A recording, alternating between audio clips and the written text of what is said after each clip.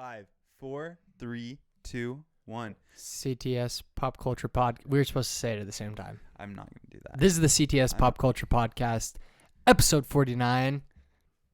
Wow. Is that right? Yeah, that was it. Woo! Dang. That was just a complete shot in the dark. Yeah. We've got our big news. Everything else kind of wrapped up after last week. Andor, episode 7. I think maybe my favorite episode of the bunch. You still like this? They're getting better. They're outdoing themselves. So, and I don't know. I've seen people calling it boring, which Yeah, viewership of it is really low. And they haven't marketed it super well, I feel like. Why do you think that is? They spend so much money on market testing and all that stuff. I wonder if they just knew the people that are going to watch it are going to watch it. The people that it's not going to appeal to a wider audience. And so we're just going to not waste our money on marketing because we know who's going to watch it and they're going to watch it no matter what. Cuz I think it's been really good. I still wouldn't put it better than The Mandalorian, but certainly close. They're about on the same level. Well, and very it's just close. different. It's like comparing a striker to a center back in soccer. You know, it's just I feel like it's just kind of a different type of show. I do think if you were just you didn't know about it, you hadn't watched it, and you just flipped it on, you might not. I don't know if it would immediately appeal to you if you had no previous interest or hadn't followed it at all. Someone can't just kind of tune in a week. Well, they certainly wouldn't understand the significance of the characters. Right, and that's why since it feels lower stakes than some other Star Wars stuff. But you have to put it into context of, hey, we know this is the guy that steals the Death Star plans. And I think that contextualizes it in the universe and makes it, because one of the complaints I've seen from people is they're we know he dies. We know what happens. What's the point of telling this story? Which I think is a dumb criticism for sure. But if you don't understand the wider stakes of it, maybe you go, well, I mean, this random dude that's he stole some stuff, but why am I watching this? That's like watching the Obi-Wan series and saying, well, we know he saves Leia. We know he saves Luke. That's what somebody said that, and I was like, well, yeah, exactly. Do you not watch the prequels? Did you not watch the prequels? Because, well, we know what happens. We know Anakin goes bad. We know Obi-Wan goes on a different planet. We know the Republic loses the war. Yeah, what's the point of watching anything that comes before? Dude, how about when they name dropped Palpatine? It was funny. That was sick, dude. It was a little, I don't know. They've worked so hard to not do any of that, any of those here's this character, or here's this name you recognize. How could you not talk about him in that setting? So I understand. That's why it feels better. Normally it would bug me a little bit if it was just in there to be in there, but since it does feel more earned than just if they were there's this guy Darth Maul off on this planet, and you're what? Do you want to know what I would kill to see? Live action Bad Batch. That'd be nuts. Would be pretty cool. It'd be so cool. Well, we're getting season 2 of Bad Batch pretty soon. Yeah, I liked it. I thought it was good. Yeah, I think it got better too. It definitely got better. Besides, I do think the first episode was one of the better episodes. Omega. But do you think is it actually pronounced Omega, or is it supposed to be Omega? It's Omega. Is it? It's spelled Omega. Well, yeah. Omega. You can be spelled different ways and pronounced differently. You can't pronounce an English word like Omega as Omega when it only has one E. I think you can. How? It probably is a name. How? You can, by pronouncing it So Omega. I could just be like, Henry. Yeah. Because that's not the enunciation. You sound like you're from New Zealand. Henry. See? Henry. Yeah. But yeah, so that's coming out soon. We got a new Ant-Man and the Wasp Quantumania trailer Didn't today. see it. Jace has not watched it. I I like Ant-Man and the Wasp, but only in like the sense that I'd go see it with my little brother when I was bored in the theater. You know, that's I like the about first the one. extent I like the of first my one a lot interest. better than the second one. Yeah, he's just. I actually really liked what they did with him in Infinity War or Endgame. I mean, where he's just kind of a normal guy. I think this one could be pretty cool. It's dealing a lot with like the quantum realm and stuff like that. Yeah, I've dealt with the quantum realm before, so Not. it's been tough. It's been tough for me to relate. They didn't really hit the quantum realm on the head. You need it to be exactly your experience for you to enjoy a movie. It has to be exactly your life. But yeah, that was good. It was cool. There's some interesting people showing up in it. Okay, final guess for who becomes Black Panther. Final. I think we still got like 2 more episodes No. of the podcast before. Final guess. I'm going to hold off. Why? Because we're going to do like that's going to be a draw for a later episode of the podcast, like right before. We're going to put out it's marketing, man. You wouldn't get it. You wouldn't get it. Wow. But I do think I'm excited for that movie. I think that movie's going to be really good. There's some cool stuff about like Namor and like he's wearing like a vibranium suit or something and pretty sick. Yeah, that would be pretty neat. I'm trying to think. I feel like I'm brain farting a lot today. I watched something on Disney Plus recently. It was like you know what it was? It was the Lego Star Wars thing. Like the summer. Have you seen those? Halloween? Have you seen those at all? Yeah, I've watched a couple. So I was watching it with my little brother, Yeah. who's 6. I know you watch them alone and you enjoy that stuff, but I was watching it with him, and he's 6 years old. Some of the scenes are kind of funny. Like some of the scenes, I was like, "Oh, that's kind of." It is funny to see like the characters you kind of know in such like weird situations. Yeah. You're like, but no, some of them when they're shorter, I can do it. I think the last one they put out was like 40 minutes or something, and I was like. That's long. I don't know if I can sit through this entire thing. It's canon too, so just kidding. Imagine how much people would freak out if Disney all of a sudden was like, "Yeah, these ones are canon." Well, didn't too. they say the stuff didn't Kevin Feige say the stuff that happened in Fortnite was Marvel canon? Didn't he say that at some point? Do you remember talking about that? It was like a multiverse thing, I think. Oh. Like it was like not. I mean, it was canon in the sense that there's a different universe in Fortnite. That's so funny. That's such a bizarre game because Disney like owns a big stake in Epic. 10%. So they can they do all that stuff. Dude, that's got to be a big moneymaker for them, right? 10%. Because how much is Epic Games worth? So it's probably 10% equity though, right? Right. I mean, so you're not the money Epic brings in doesn't directly. $32 billion, which is less than I thought. Yeah. But how much is Disney worth? Like, if you had to guess. Hold on. 60 Xbox 50 12 240. It's not bad. It's 185, but it's been down a little bit. Yeah. See, it's been down a little bit. I was going off of last week's stock prices. Wow. I mean, that's not even a chip. That's not even a chip in the old. How does this saying go? A chip in the old rim. I can't. No, that's a weird. That's a like, chip on the poker table. I don't. Might have to cut that. Might have to cut this part out. But yeah, 32 billion compared to 185 billion.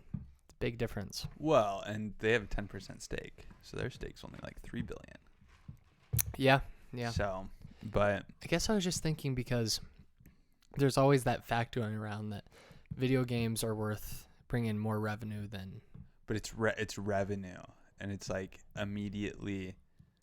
Like I don't think video games do a ton of profit. I had no idea. Traditionally, and so like they bring in a lot of money, but they also cost a ton of money to make, a ton of money to. Well, think of the upkeep too. I mean, you have to keep updating stuff. You have to keep. It's not like a movie where we make it, we release it, and we've dropped $400 million on Avengers between budget and marketing, and then you're kind of done. Yeah, you have to pay a team to keep developing updates, fix stuff. So, yeah, no, it's crazy. I think I'm trying to think what else is coming out soon. Or Black Adam came out. I want to go see it. I haven't seen it. I want to go see it only in the sense that, well, see, every once in a while, I like just an action-packed, no thinking required, just boom, boom, boom, superheroes, wah. It's kind of funny that people are like, because the critic score is really poor.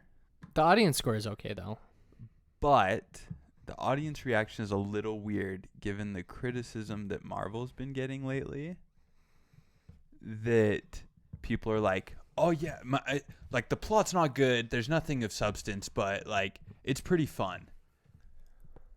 Like that's exactly what people are complaining about Marvel about. So for people to be like, this is a good movie, I really like this because like there's nothing of substance, but it's fun. So to play devil's advocate, and I'm not taking this position, but I kind of half am. The difference is, I think that the criticism of Marvel is not just that the plot is necessarily bad. I think a lot of people, from what I've seen the criticism of, is it's cringe. So I think that's what a lot of Marvel fans are getting mad at, is like, oh, this new stuff like She-Hulk or the comedy bits in these shows are just flat out cringe. So yeah. I think that's where it's kind of... I've seen some stuff from Black Adam and it's pretty rough. Oh, I'm sure. But it's pretty rough. And so it's just... DC fans are...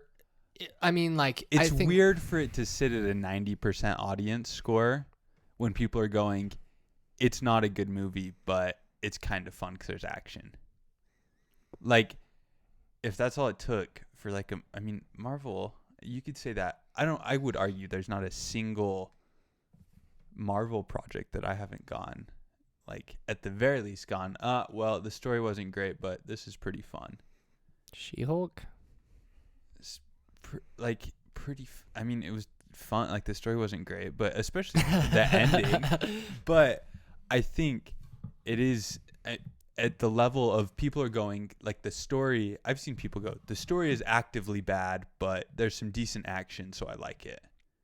I feel like that's a lot of Dwayne Johnson movies too. Oh yeah. The story is just actively bad, but there's good CGI, so it's Dwayne Johnson, so it's kind of I'm weird. Not even are you a huge... I don't see why he's the highest paid in Hollywood. He's not a huge draw for me. I don't go, same. New Dwayne Johnson movie. You know, I think the older generation does, though. Like our parents, I think they really like Dwayne Johnson. I think younger generation are more into more like sort of alternative, you know, maybe I don't know, but Joaquin Phoenix. I think Dwayne Johnson like has to be a draw for that group too, or else why would they keep putting him in movies? Because there's not a ton of like 50-year-old people going to watch Black Adam, 40, 50-year-old people going to watch Black Adam. That's true. So like what? I don't get who's going. Oh, I see Dwayne Johnson's name on a poster. I don't know if there's like any actors that I do that for. Like besides maybe Leo DiCaprio. That's what I was gonna say, like DiCaprio or like Denzel Washington. And that's because like every movie they've been in is just straight fuego. I mean, like, I can't think of a movie that Denzel Washington was in that I didn't like, or a movie that The Equalizer. Dude, The Equalizer was sweet, dude. I really liked The Equalizer. Maybe I'm thinking of a different one. It was probably The Equalizer. I just like I don't know. It's kind of a cheesy, just pure action movie. But they do the same thing with Bruce Willis too. Bruce Willis is another one that you see Bruce Willis, you think, oh, I have to go see Die Hard 64. You think? Yeah, I think so. Bruce Willis has been in some pretty bad stuff. Yeah, like pretty awful stuff. I wouldn't put him in the same kind of category as DiCaprio as must see acting. But well, I'm saying Bruce Willis is in the same boat as like Dwayne Johnson. Oh, they like put his name. They're on really famous, and you don't really know why. Like they've had a couple of good movies. You're like, oh. Well, I would argue Dwayne Johnson has not had any objectively really good movies. I'm trying to think. Like, I mean, Jumanji was decent. Like it was pretty good. but not great, and not like this awesome display of acting No. prowess. So Fast and the Furious is a big one. But he's not- Again, I'm not a Moana. That was probably his biggest. But that role. doesn't really count as like a Dwayne No, I Johnson. agree. I agree. I'm with you there. Yeah, I mean, this is like just. I mean, look at this. Look at this movie lineup. And they're all exactly the same.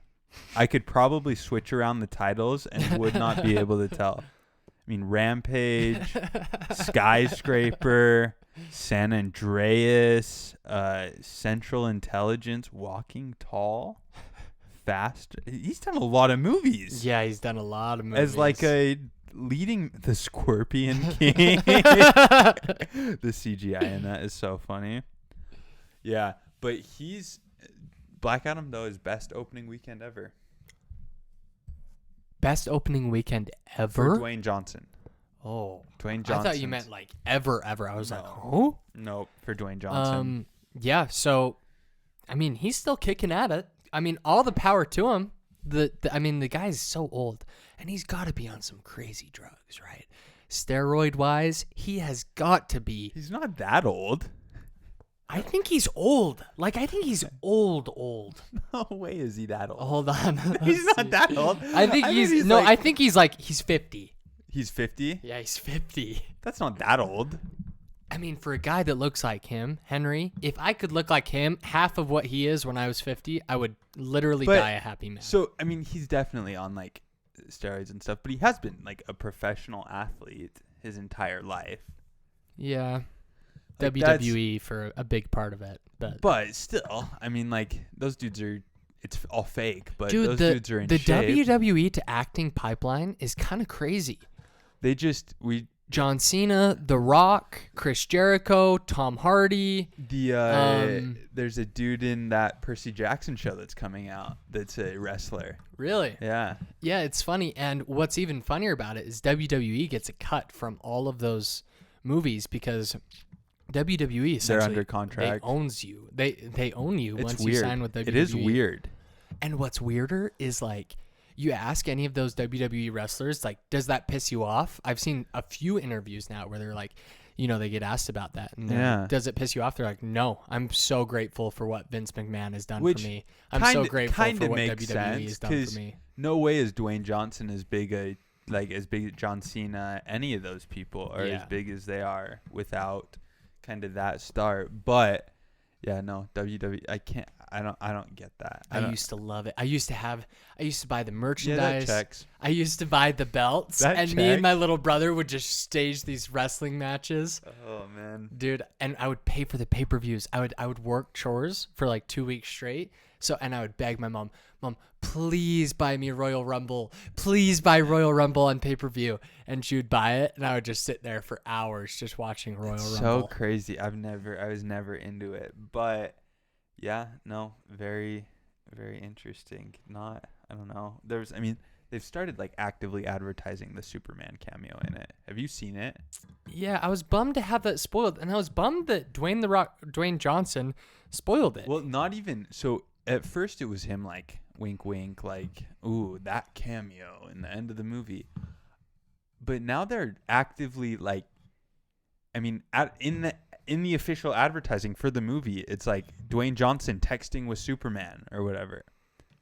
So are they friends or enemies? I think they're kind of enemies, but kind of Dude, friends. I want a well-produced and well-directed and well-written Superman movie. I would watch it and I would love it so much, It's dude. kind of. I think it's pretty shocking from DC that they haven't figured out.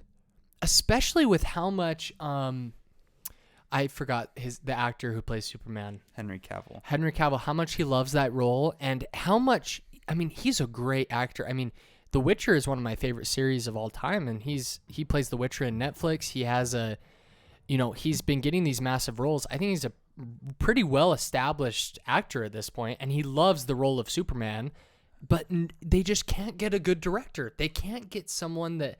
It's crazy that we live in a world that's going to have 3 Ant-Man movies, 3 Guardians of the Galaxy movies, like a bunch of all these crazy Marvel movies, and DC can't figure out like a good Superman movie. It's because no one does it like Kevin Feige. I mean, Well, not but even, even what they need to do with Superman is they need to do the same thing they did with Joker, where you do a standalone universe, not tied in with anything else, and you just make it as dramatic or as heavy or as light as you they want. kind of tried to do that though with Man of Steel, and people like Man of Steel. It was good. It was pretty good. It's not my favorite, but I've never been a big Superman fan. And I haven't either, but I really like Henry Cavill, so that's why. Yeah. So, yeah, it is weird that they haven't. Well, and now he's like officially back, because for a minute there with the old Warner Bros. Ownership, it didn't look like he was ever going to be back. Like there were big talks of him taking a huge role at Marvel. What would he be good at Marvel? So people were talking about there's like Hyperion and it's kind of like Marvel's Superman a little bit. Was one people were saying. There's like a Captain Britain Oh, that would have type been weird. guy that he Henry could have Cavill's done. British. Yeah. So, yeah, there's that stuff, but he's back, and they've kind of come out and said like, hey, he's gonna be back for a while. Like he's gonna do movies.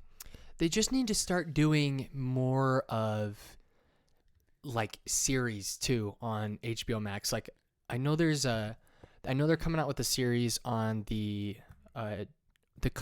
main detective's Jim Jordan detective's name in Batman, which should be cool. I'll watch that. They did Peacemaker, obviously super successful. It got nominated for awards. I think that they just go that route and build something there, because I feel like people generally tend to react better to movies and shows on streaming services than they do now in theaters. It feels like, I don't know. I mean, because it's hard. I think at the extremes, it's like people are much more positive in movie theaters and much more critical on streaming services. But I think people are much more willing to accept kind of a middle of the road streaming service project than a middle of the road movie. Yeah, that's a decent way to put it. Because the reaction to She-Hulk, right? People, and then the reaction to Andor, in contrast to that, where people love it, is like super positive, but it still hasn't reached. I mean, almost everyone that watches Andor, I've heard like loves it, thinks it's like one of the best, if not the best, Star Wars thing they've put out in like years, and but it's not getting word of mouth. It's not getting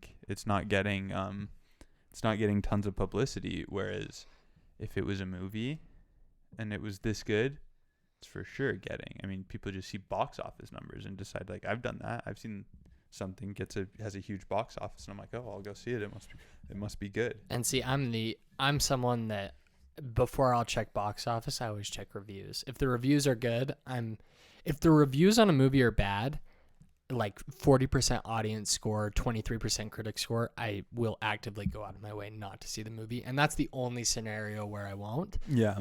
Even if it has mediocre reviews, I'm not that picky. But when there's a general dislike of a movie, I'm like, Yeah. But anyways. Okay, I want to hit a trivia question each. I suck at these. Yeah, most trivia though. Sorry. Okay. Ooh. What did I get? Because this is gonna suck. Captain America: The First Avenger. Okay, you got Doctor Strange. Ooh, okay. I can do that. I can deal with that. Okay. Which type of surgery does Doctor Strange specialize in before his accident? This one I'll give you some leeway because it's a little bit of a weird question. Spinal? Final answer? No, because he loses his ability to walk. Oh, wait. Which type of surgery does Doctor Strange specialize in before his accident? So what type of surgery? I just don't know surgery terminology. Yeah. Like if you give me a body part that he works on. Oh. I'll give it to you. You don't have to have the exact one. And it's not spinal. No. I'll give you can give you that hint. This one feels like one you should be able to just kind of puzzle out, just intuit out. I'm not gonna say hips. I don't think it's the hips. You got Okay. about 5 Sorry. seconds. I'm gonna go with legs. Neurosurgery. Shoot! I knew that. But I kept thinking that. Okay. I knew that, dude. Oh, I'm so bad. That's pretty shocking. In which decade does Steve Rogers undergo the procedure to become Captain America? The 40s. Yeah. Okay, I was worried. It's like, was it in 39? Like, is it something weird like that? Okay. All right. What object helps Doctor Strange restrain Caecilius in the New York City sanctum?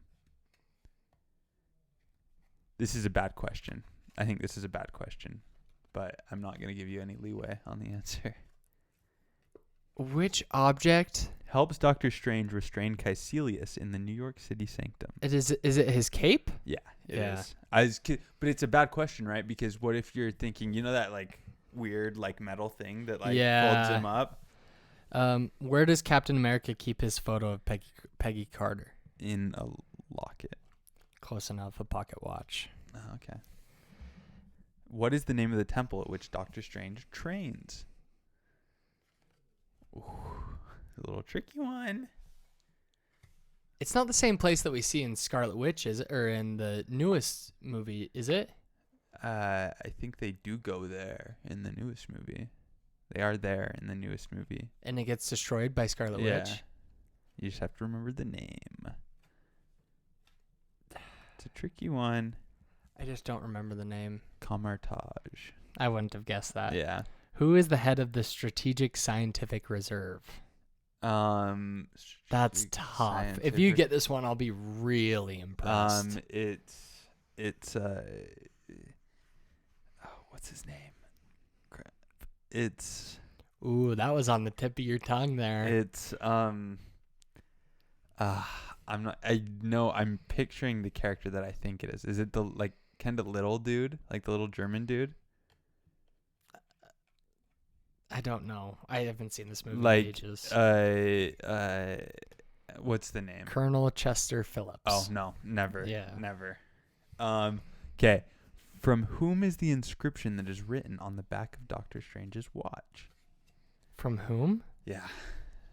On the back of Doctor Strange's watch. This should be a pretty easy one, I'll be honest. If you don't get it, that's embarrassing. What's the name of the ultimate wizard? The time. The like ancient one or whatever. That's what I'm gonna guess. Oh, it's Christine Palmer. It's like right, like his like girlfriend lady gives him the watch. We haven't seen that. Okay. When Captain America reawakens after 70 years, what is on the radio that helps him realize he's being lied to? It's a baseball game. Wrong. Baseball game that he attended. I'm just kidding. That's dumb. Okay. Okay, one more, last one. On which mountain does the ancient one? Oh, ancient one. Is that what I said? Did Yeah. I say ancient one? Okay. Abandon Doctor Strange to help him, like test his powers. Mount Fiji. No. Everest. Yeah. Yeah, okay. In which New York City landmark does Captain America meet Nick Fury? Oh, that's a tricky one. Captain America landmark, does he meet Nick Fury? Is it? It's not really a landmark. That's a lame question. Is it? It's not Times Square, is it? It is. Okay. Good job. Ooh, Okay. wrap it CTS up. podcast episode, CTS Pop Culture Podcast episode 49. My name's Awesome. That's lame.